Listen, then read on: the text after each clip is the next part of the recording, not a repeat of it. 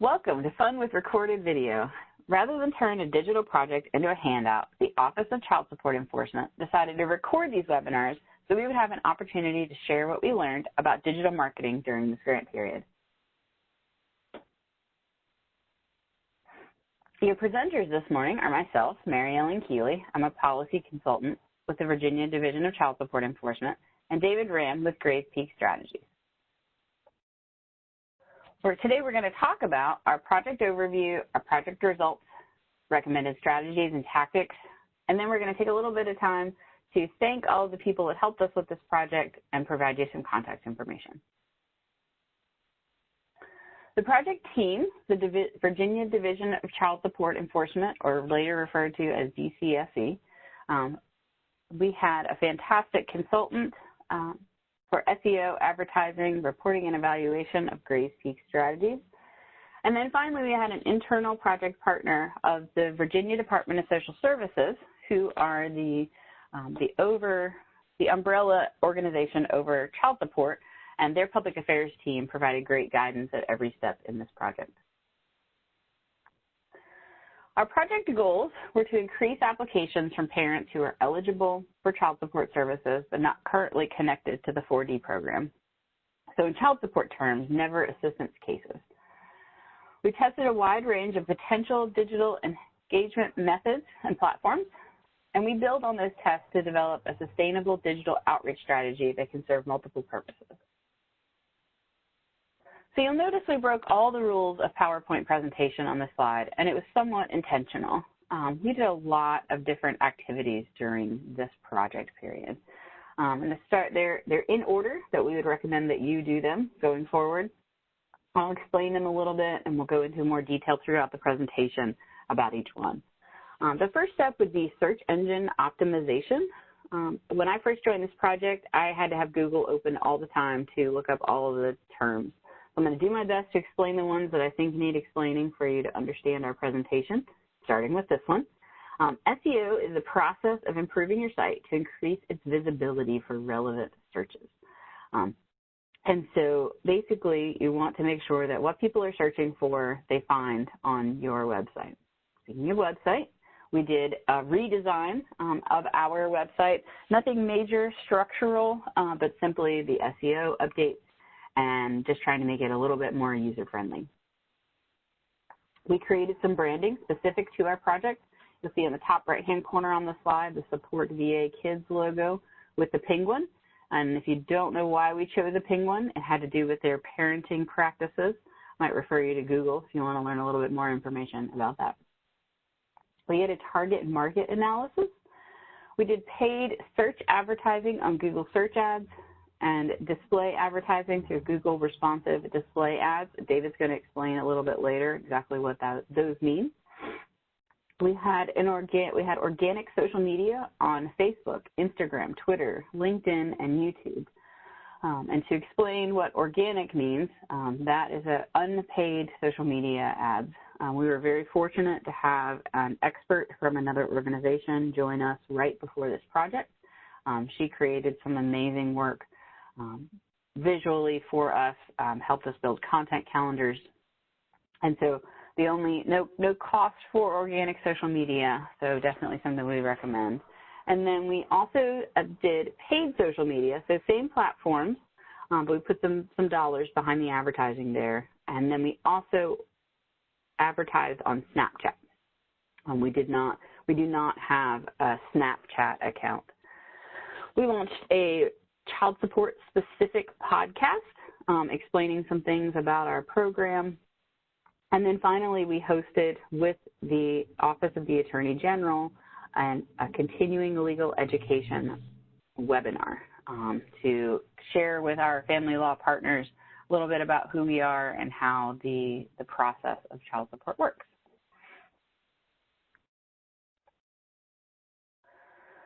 So we didn't do all of those things at once. The structure of the project was a cycle sequence.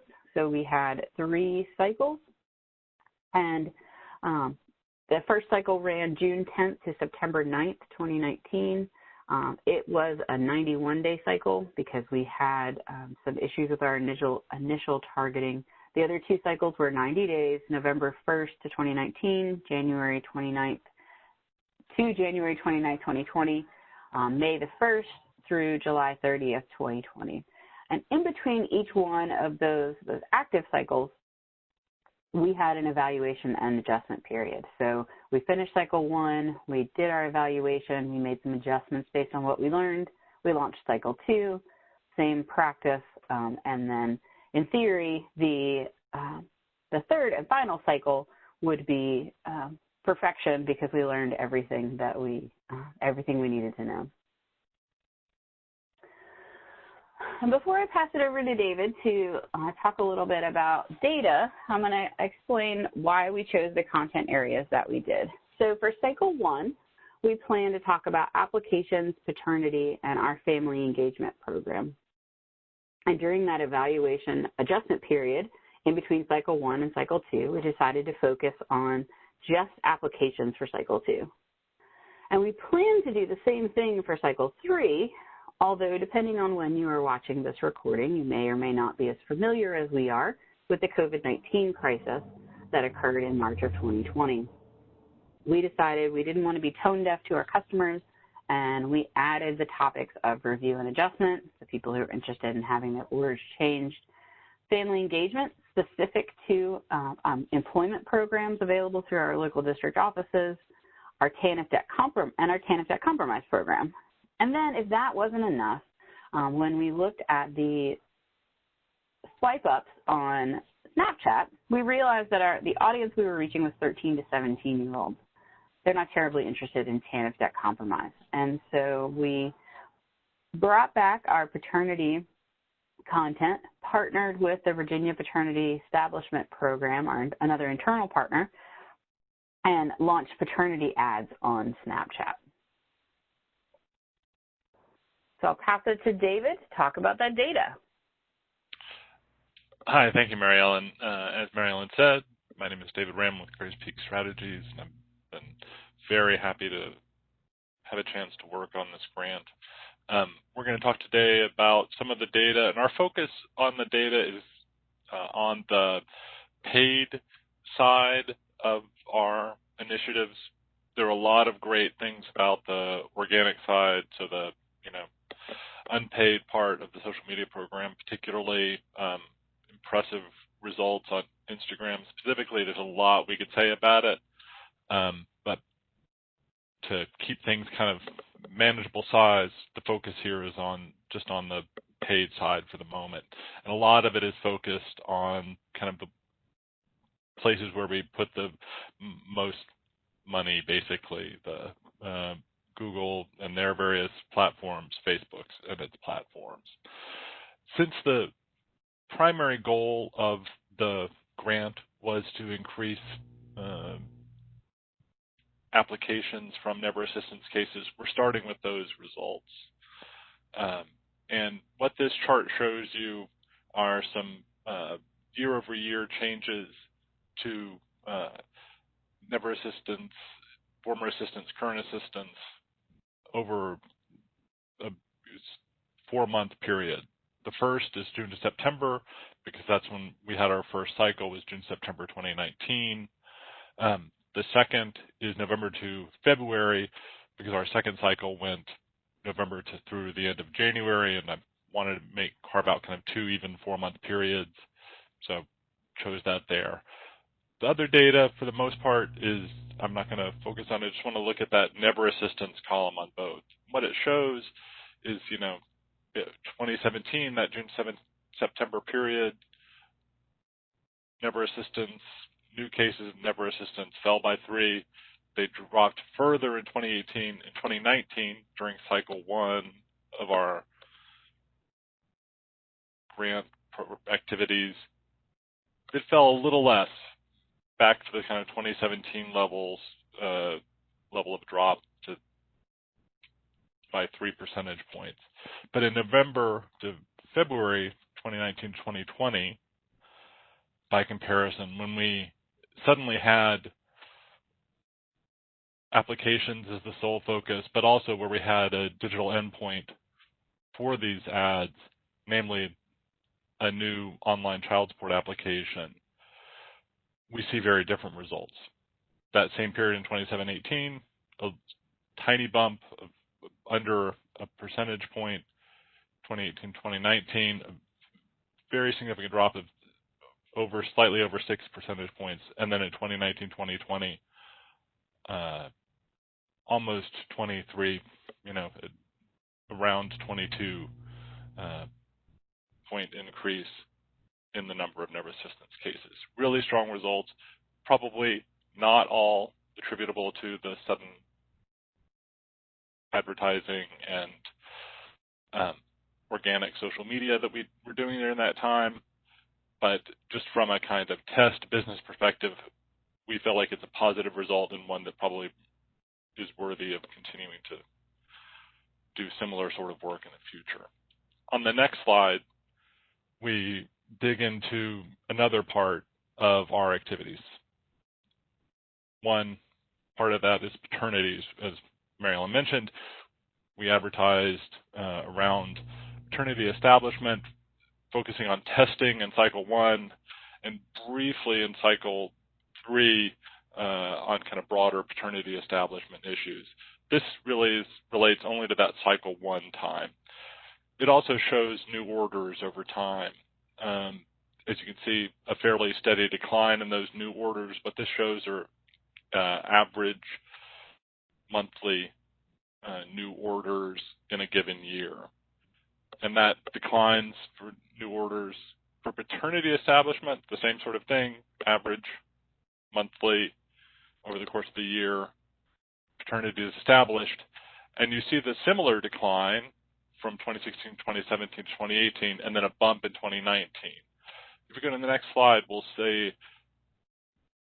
maybe in more detail what's going on in 2019.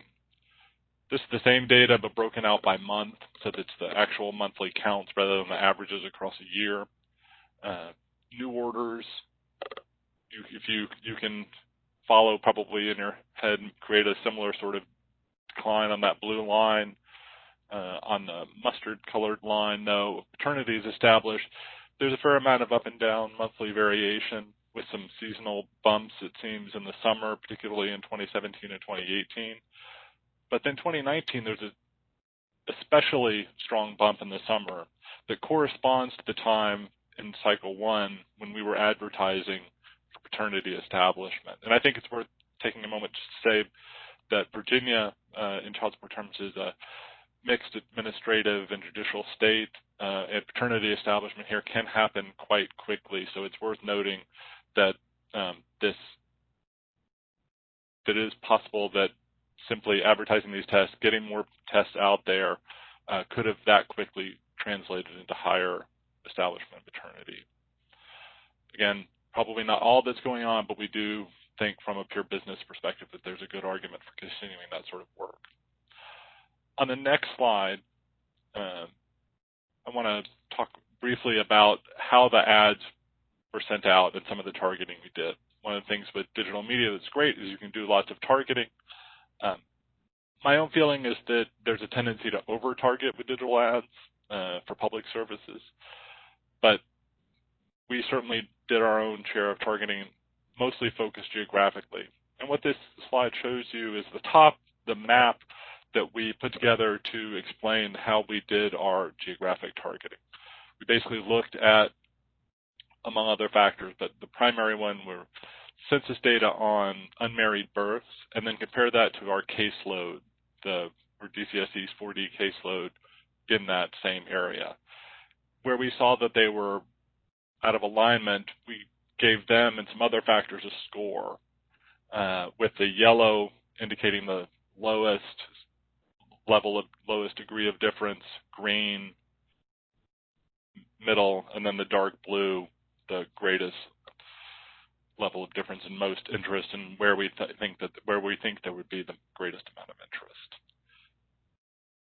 That led us to identifying a number of counties and cities in Virginia that would be helpful, we thought, for us to market to, but we expanded those a little bit, and so you can see, if you follow those light blue outlines all of the places that we decided to market to.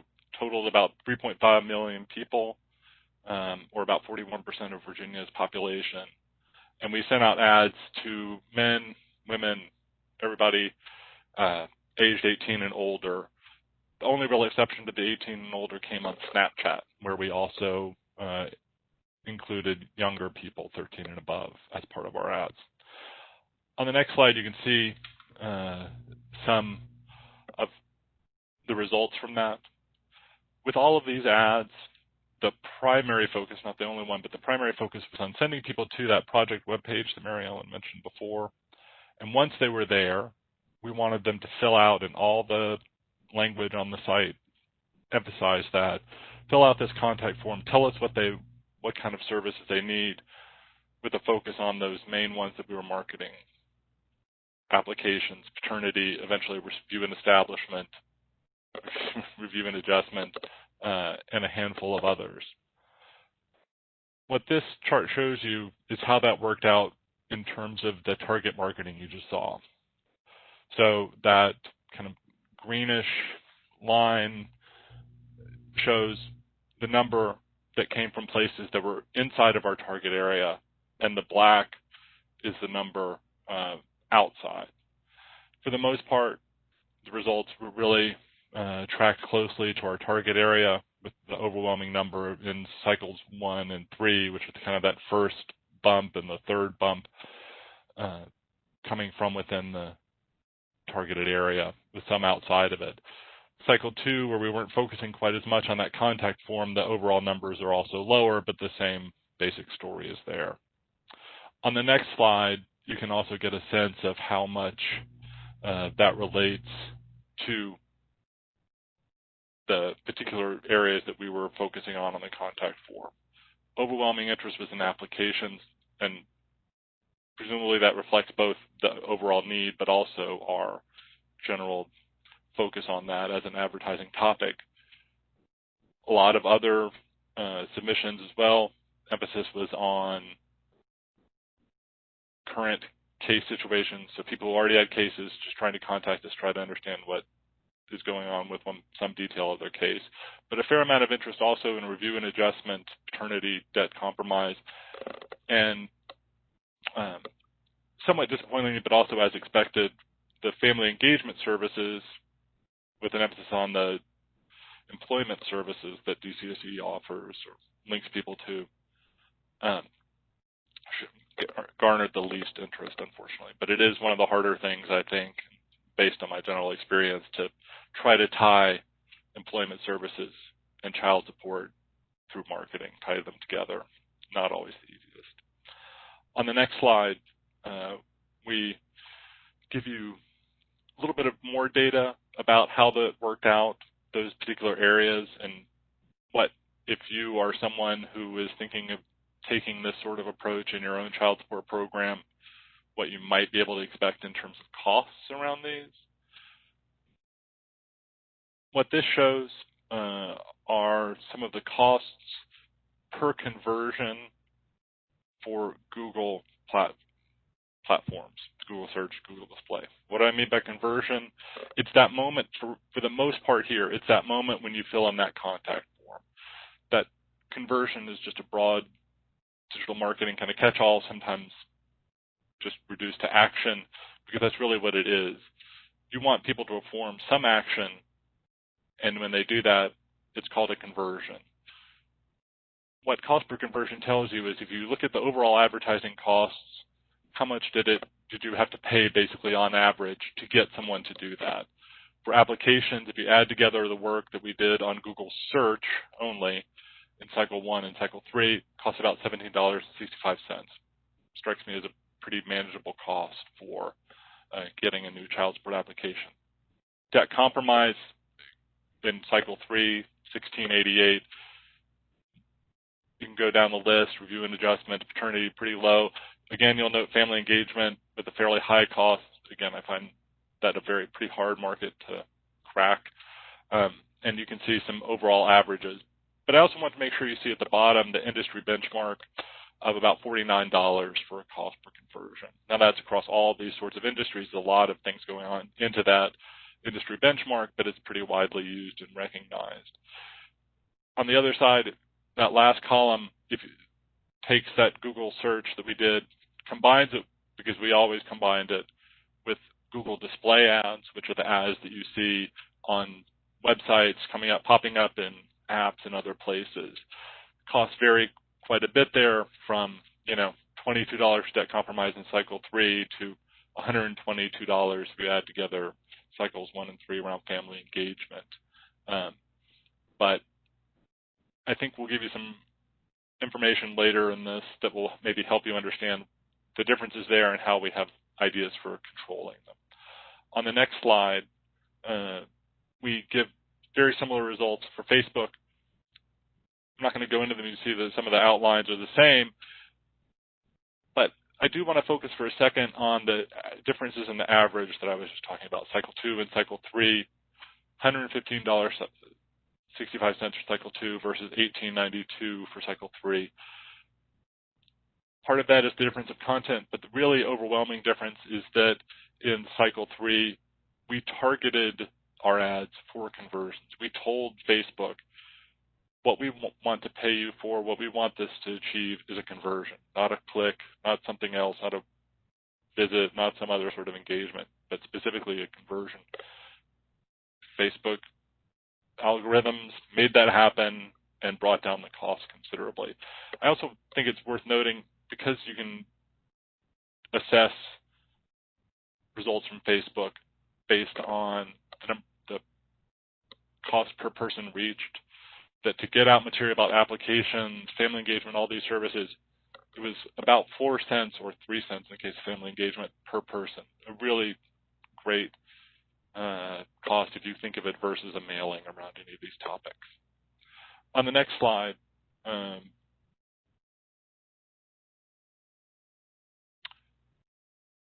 we go into a little bit more detail about some of the demographic results. A lot of numbers here. My main focus, though, is really just on kind of the big picture that this data tells. Out of about 12 million ads placed across all the Google properties, search, display, YouTube, we got ads in front of men and women at about equal rates. And we also got a heavy proportion of ads in front of people where Google didn't know. And one of the things that I recommend thinking about if you're considering targeting ads by gender is also just the sheer number on Google side, at least, where they don't know how to assign users to those individual categories. But if you look at that last column on the top table, you'll also see that we had a lot of conversions. Remember that filling in of the contact form or a few other actions from men, as well, even though the majority of women and a lot from people who fell in this undetermined category.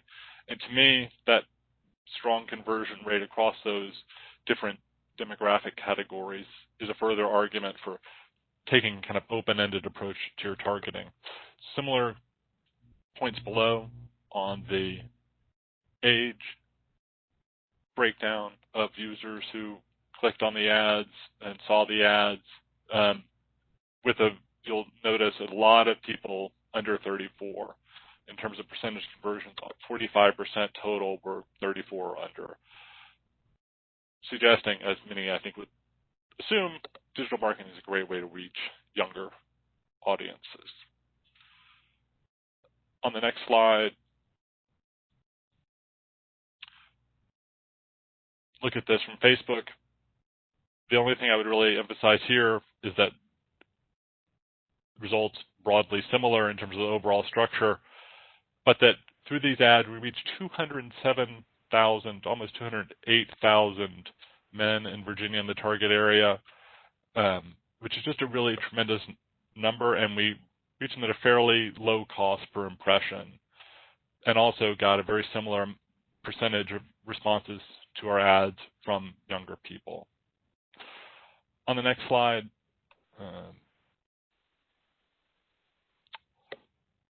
we talked a little bit about our kind of recommended strategies, and for that, I'm going to turn it back over to Mary Ellen. Thank you. So I'm going to echo what David said, and that is yes to digital marketing. People are online looking for answers to their questions. It's important that we, child support agencies, are also there to provide correct, current information. Remember what I said earlier about Googling digital marketing terms. Folks do the same thing with us. David's going to talk a little bit later about the bad information that's out there, but I'm going to say it also. There's a lot of misinformation about child support, and it's really important that we as child support agencies are out there providing correct, current content when people are looking, that they get the correct answer to their question. So in order to make your digital strategies work, you have to have a digital endpoint. And basically what that means is that you're headed somewhere. You're not just blanketing ads and not really explaining what you're trying to get people to do. So it makes it easier for tracking, is your project working, and it makes it easier to create calls of action, those things on the ads that tell you to do something or ask you to fill out a form. Our digital endpoints were the online application that launched during the second cycle that David mentioned earlier, our online contact form that we shared results about, and then sign-ups for the Continuing Legal Education webinar. It's also an important point to make here that you want to make sure that all of those endpoints work on a mobile device, because most of our customers are looking and searching for us on a mobile device. The other point we'll make is that you want to think about special services. You don't just want to say child support, but be specific about the part of the program that you're trying to educate or inform about with your ads. We talked about the content areas that we talked about in the beginning: paternity, review and adjustment, applications, TANF debt compromise. And I showed some figures here, dollars and clicks. You also want to realize that different platforms have distinct strengths, different audiences that are in different places. Think back to what I said about Snapchat and our 13 to 17-year-olds. We ran coordinated cross-platform campaigns. So if we launched content on Facebook, we also were showing the same content on Instagram, Twitter, wherever else we were. And our ads also matched the same specialized service throughout the process. So you can reach very specific audiences, but we will point out you want to be wary of reproducing existing biases. And by that, I mean, we don't want to just market applications just to women. You noticed on the data that David provided, we were very successful in reaching men, and we want to remember that they can also be our custodial parents, or filling out applications even if they aren't a custodial parent, depending on your program. So details matter. Digital marketing can be easy and very flexible. We've shown that it is also cost-effective. But what I do want to pause and take just a moment to explain about our project, which will probably apply to yours, is the range of partnerships that helped us get there. I mentioned before the Assistant Attorney General's Office assisted us with the Continuing Legal Education webinar. They helped us develop the content. They helped us deliver the content. They helped us get the word out to all of their partners in law practice. I also mentioned Public Affairs, who had already been in the digital world. They provide us guidance about messaging. They gave us some tips and tricks of how things work, help us just have some resources to go to when we needed it. The Virginia Paternity Establishment Program vendor, so that's something that's handled outside specifically of DCSE. And we partnered with that vendor. They already had a campaign going, Add the Dad. You'll see some slides of it later. It's fantastic. So rather than reinventing the wheel, we utilize what's already there. The contact forms that we both have mentioned, our customer contact center, or customer service center, excuse me, went and reached out to our customers from those contact forms. So we wouldn't have had the manpower to do that.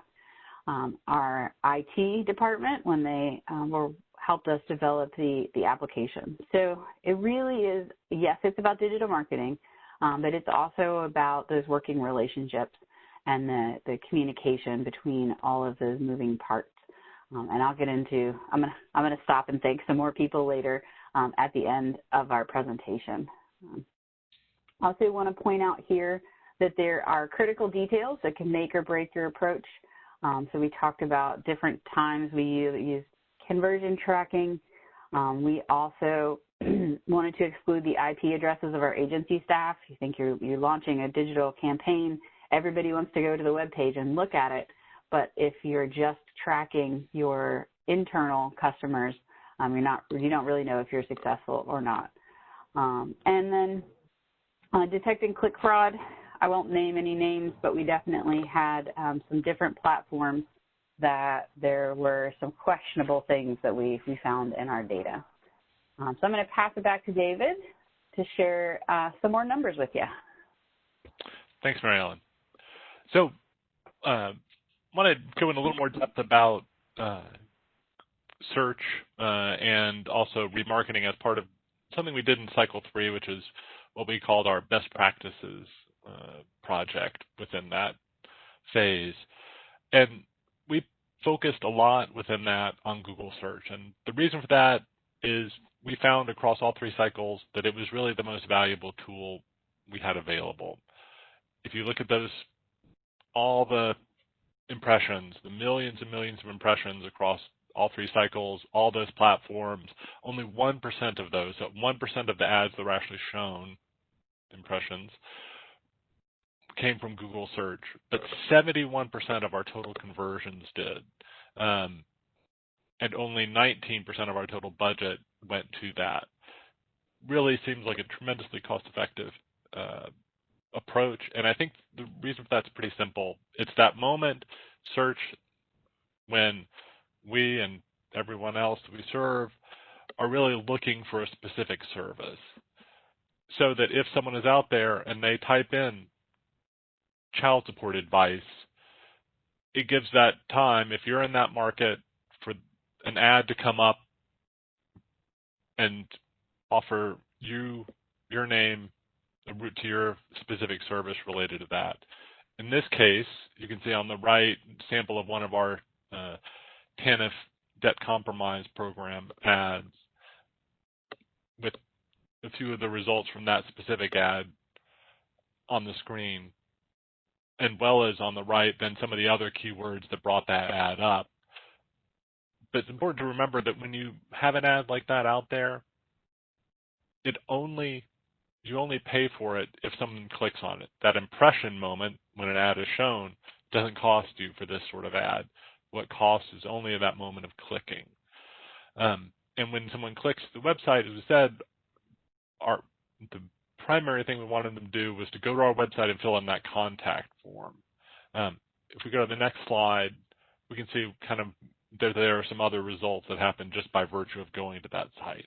Basically, once someone clicks on that ad and hits the website, we had conversion tracking in place to place a little cookie on their computer, tag it, and then if they fill in the contact form right then, great, and we don't show them any more ads.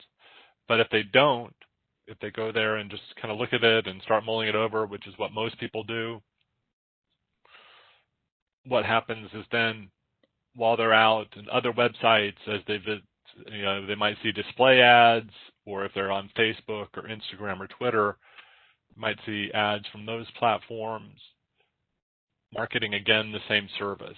And it's a much smaller group then that you're marketing to, so it's easier to control costs on those. The end goal is still the same, though. You want them to go back to the original website and in our case, fill in that contact form. And that you can push especially hard toward that end if you focus on making conversion the ultimate goal of those ads. On the next slide, we give a little bit more details about how that best practices work turned out.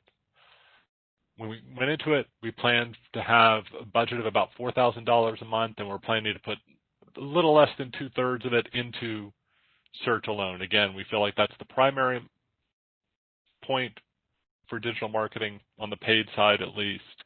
And we were going to serve ads across the 4 major content areas that we were promoting in cycle 3, not paternity, which was just for Snapchat. The rest of the budget was split more or less evenly. It was planned to be split more or less evenly across those other platforms. In reality, it worked out differently because different platforms were more successful in delivering ads. In the end, we spent about $3,600 a month, and for that, got about 1.6 million impressions, and that part of cycle 3 led to 451 conversions across those different topic areas for a total cost of about $24 per conversion. If we go to the next slide, we can talk about something else we really recommend programs do.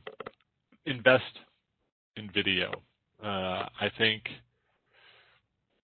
what we saw was that there was a tremendous response in terms of engagement, if not conversions, though, to our videos. And a lot of that is because video is how people learn things nowadays. In many cases, about half of U.S. adults who use YouTube say the site is very important to them, according to Pew, when they're trying to learn things that they haven't done before. That certainly will include applying for child support, responding to a child support order, all kinds of options out there. And that's especially true for young people who are more likely to rely on recommended videos. So your video needs to be there, be a participant, get views, and have the right kind of optimization to get in front of people.